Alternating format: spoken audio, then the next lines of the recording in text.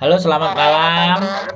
Berjumpa kembali bersama saya Wong Gandeng Sak Donya. Mohon untuk tidak menyebutkan nama dan identitas dalam percakapan ini karena percakapan ini saya naikkan dalam konten YouTube. Oke, Gimana Mbak ceritanya sampean ini? Kok bingung sekali saya. iya Mas Andro. Jadi ini mantan suami saya sebarin video bugil saya di medsos di FB. Terus? Dia sebarin udah 1 tahun ini. Udah 1 tahun ini dia bikin FB, nanti FB-nya nggak ada, nanti dia bikin lagi atas nama saya dan itu video saya sama foto-foto saya. Ini mantan suami saya. Oke, terus? Saya sudah pernah melaporkan ke polisi. Saya sudah bayar di awal, minta pelaporan itu minta 2,5 juta sudah saya bayar. Tapi kemudian dari pihak polisi minta 12 juta kalau mau orangnya ketangkep. Oke, terus?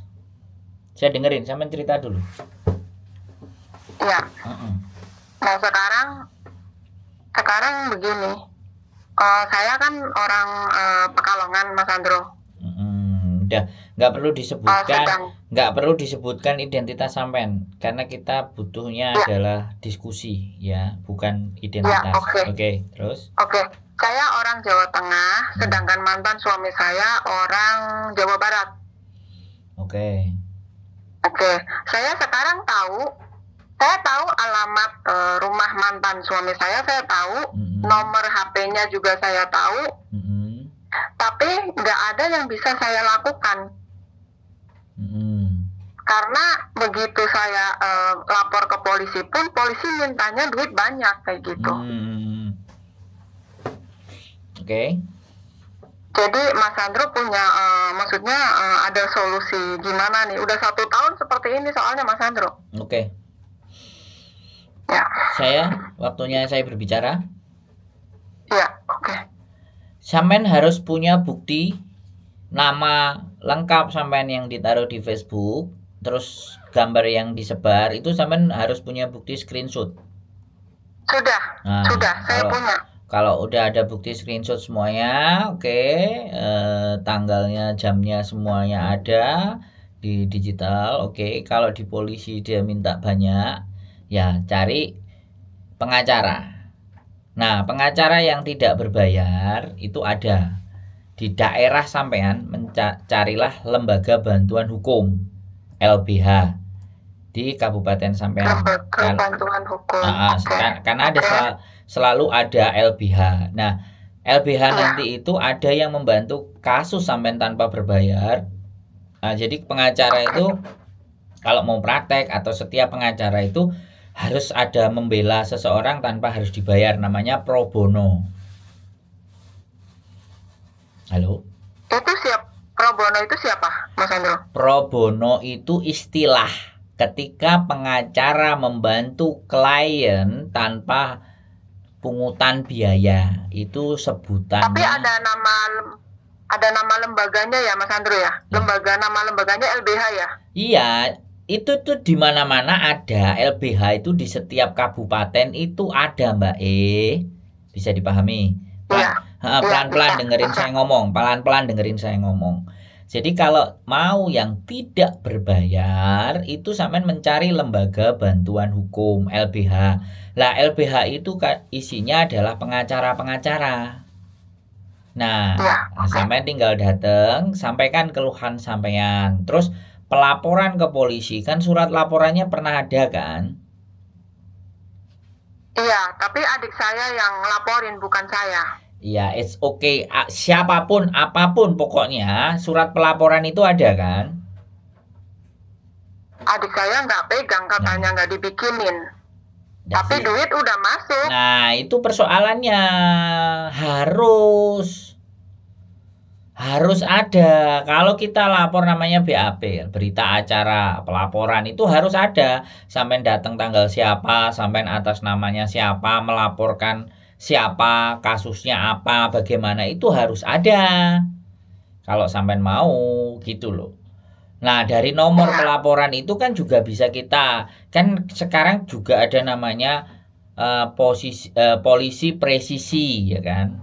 Ya kan? Slogannya polisi itu presisi. Itu ada webnya atau ada aplikasinya yang kita laporkan dan tidak ditindaklanjuti, itu ada di situ. Lah, kalau sampai nggak bawa, sebentar, aku tak selesai ngomong dulu ya, jangan dipotong. Jadi, kalau sampean punya pelaporan itu, maka sampean bisa ke aplikasi itu melaporkan. Saya melapor tanggal nomor pelaporan sekian sekian sekian di Polsek atau Polres mana bla bla bla bla, itu ada. Sampean tinggal lapor. Nanti ditindaklanjutin sama mereka di aplikasi itu kalau polisi setempatnya tidak menjalankan. Satu itu. Terus yang kedua, itu cara pertama ya, cara pertama.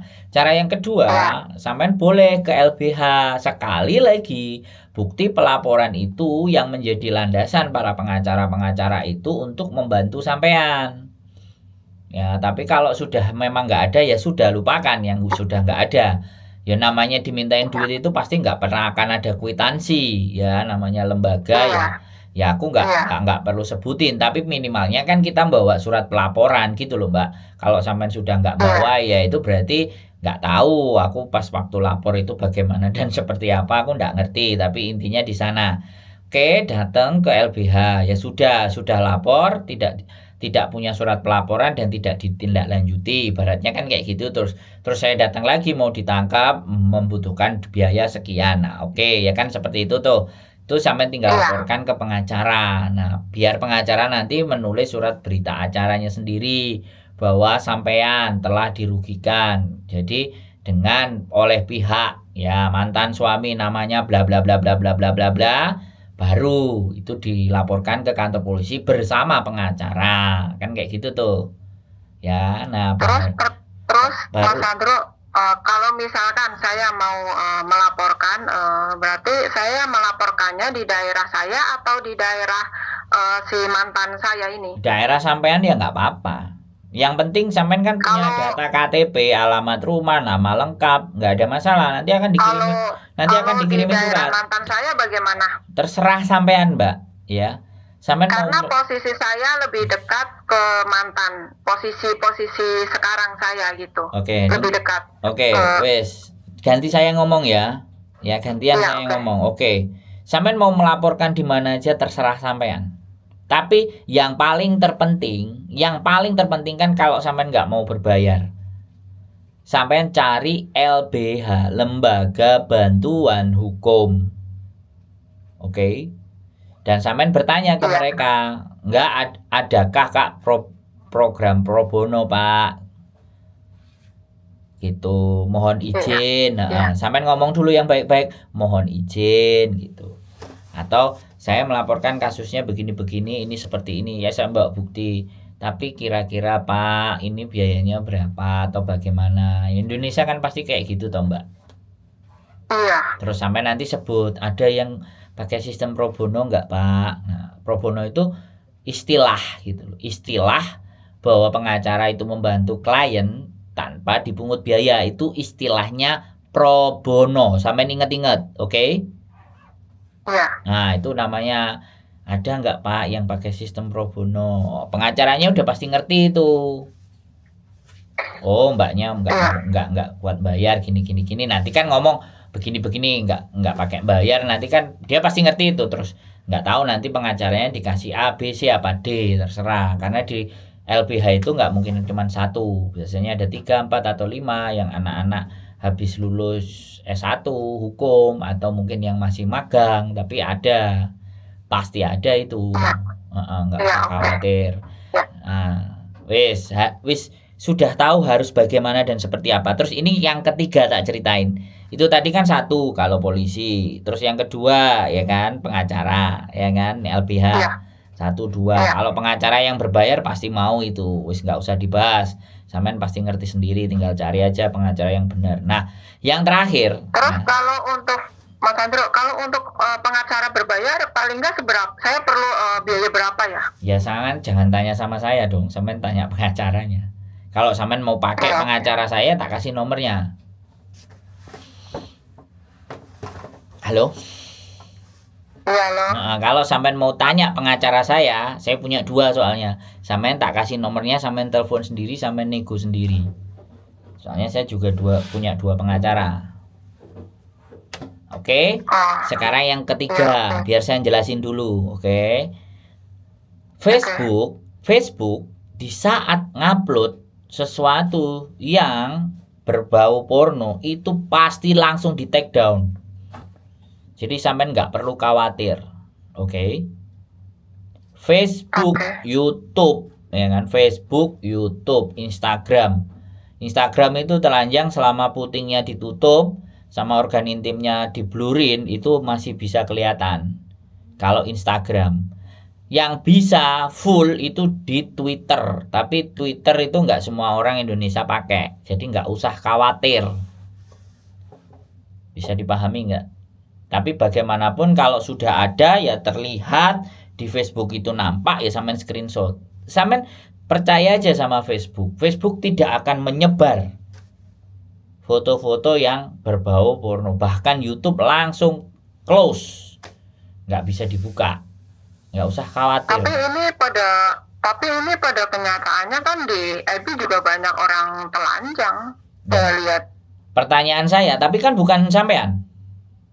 Bukan. Nah ya sudah. Tapi dan itu sebentar aku ngomong. Bisa bikin foto video telanjang saya di screenshot kayak gitu, kayak dibikin foto banyak begitu, dia pampangin di FB kayak gitu. Nah, sampean kan gini loh. Sekarang di dunia maya, saya ngomong sama sampean lah ya. Sekali lagi aku nggak mau ngomong orang lain. Sampean kan juga bisa bilang ala itu editan, kan bisa tuh. Nggak harus ngaku, benar kan? Ya itu pinter-pinternya dia ngedit aja, dianya kan sakit hati sama saya. Sampean bisa kayak gitu, mana ada kita seperti itu. Lah kalau sampean mengakuinya ya pantes, selesai, kelar semua. Dan gak usah takut. Kejahatan-kejahatan motif yang seperti itu tidak perlu ditakuti dan sampean gak perlu malu. Ya, gak perlu malu. Sekarang zamannya orang telanjang kan siapa yang gak bisa ngelihat? Semua orang juga bisa ngelihat. Tapi saya sudah lama nggak bisa pulang karena ya saya malu. Nggak usah takut dan nggak usah malu. Wong namanya editan, kamu percaya aku apa percaya editan? Wong namanya editan, orang namanya nggak suka itu kan ya pasti. Bilang aja kan begitu. Sampean tatakin aja lah. Sekarang masalahnya di hatinya sampean kok. Mau ke polisi, mau ke LBH, mau kemanapun. Kalau sampean aja aman-aman saja dan tenang-tenang saja juga nggak menjadi sebuah persoalan. Sampennya itu yang takut dengan diri sampen sendiri. Lah kalau sampen takut, sampen kebingungan, sampen gopoh, sampen panik, ya mantannya sampen ketawa-ketawa memang tujuannya itu. Iya. Dia itu nggak akan. Dia kayak gitu. Nah dia itu nggak. Dia mau menghancurkan saya. Nah nggak bisa. Menghancurkan cara-cara dengan cara-cara kayak gitu itu kelas teri, Mbak. Itu kelas paling cemen. Ya, itu kelas untuk kejahatan itu kelas paling belgedes gitu loh. Kejahatan sekarang itu tahu-tahu rekeningnya sampean 1 juta, rekeningnya sampean 2 miliar, 3 miliar hilang. Itu kejahatan keren. Kejahatan keren lagi ya, kayak yang teman-teman di Hong Kong ini, ya kan, yang menurut saya kejahatan tak pikirnya keren. Pinjem duit, datanya orang. Nah, itu paling keren itu. Nah, tapi kali lagi ya, karma tidak semanis buah kurma. Pasti akan ada azabnya. Itu kejahatan, Mbak. Iya, kalau Mas Andro, saya udah sabar ya. Saya sudah sabar, ya udahlah nanti udah viral juga udah gitu kan. Ternyata dia terus-terusan 1 tahun ini loh Mas Andro, saya diam aja kan. Saya nggak berani pulang, saya malu gitu. Tapi masih terus sebar terus gitu. Ya nggak apa-apa, biar dia capek. Nanti lama-lama kan juga capek. Ngupload tiap hari emang nggak capek? Saya aja yang kerja ngupload tiap hari ya juga capek. Padahal yang tak sebarkan informasi penting, yang nonton juga banyak aja juga bisa capek gitu loh. Apalagi barang-barang nggak ada gunanya. Ya lama-lama kan capek sendiri. Ya sekarang tinggal sampai Mas Andro. Sekarang tinggal sampai gitu aja. Nek saya kan sampai kerja ya. Saya juga kerja gitu. Saya ibu rumah tangga tapi kerja juga. Jadi kan saya sibuk sebenarnya kerja terus. Tapi dia mantan saya nih. Ya, gara-gara saya nggak mau balikan lagi sama dia bilang, soalnya saya kan hancurin kamu kalau kamu nggak mau balikan sama saya gitu. Bangsat banget tuh orang. Ya enggak lah, ya sok aja, namanya kamu kurang kerjaan, sok aja, sok atuh mau hancurin kayak gimana, sok, buktinya saya masih hidup. Iya sih, udah 1 tahun. Lah iya. Katanya Mas Ando mau santet lah, mau apa, pokoknya keluarga kamu saya santet semua gitu. Dia bilang begitu. Mbak, saya kasih tahu. Kalau orang yang benar-benar itu nggak banyak bicara. Kalau mau santet tiba-tiba ada yang meninggal gitu aja. Kalau mau ngomong kayak gitu itu udah tong kosong nyaring bunyinya, udah selesai.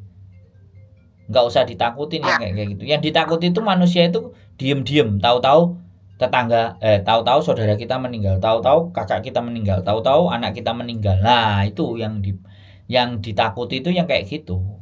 Kalau dia berkoar-koar mau sampai kapan aja dia nggak ada. Emang ke dukun nggak pakai duit, ya kan?